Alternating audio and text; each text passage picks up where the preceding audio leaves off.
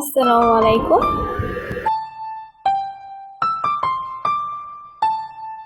আজকে আমরা রান্না করব চিকেন কর্ন স্যুপ।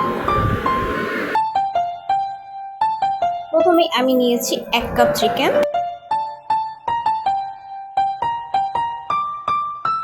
সাথে নিয়েছি হাফ চা চামচ টেস্টিং সল্ট, হাফ চা চামচ লবণ, হাফ চা চামচ আদা রসুন বাটা, হাফ চা চামচ গোলমরিচ গুঁড়ো। এবার এগুলোকে ভালো করে সেদ্ধ করে নিব। সেদ্ধ হয়ে গেলে পানিগুলো রেখে নিব এবং চিকেনগুলোকে ভেজে নিব।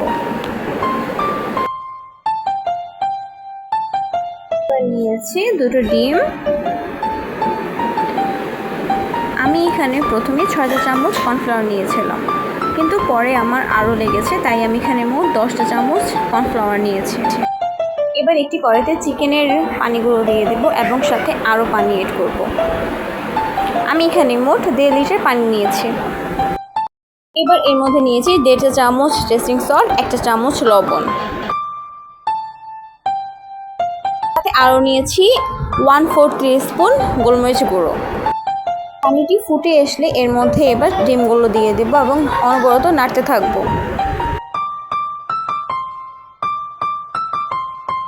এবার এর মধ্যে কর্নফ্লাওয়ার দিয়ে দেব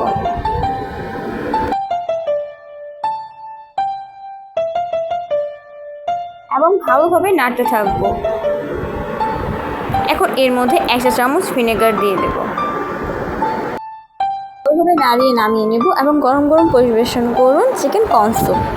ভিডিওটি ভালো লাগলে লাইক এবং শেয়ার করবেন, কমেন্ট করে জানাবেন কেমন লেগেছে। Thanks for watching this video.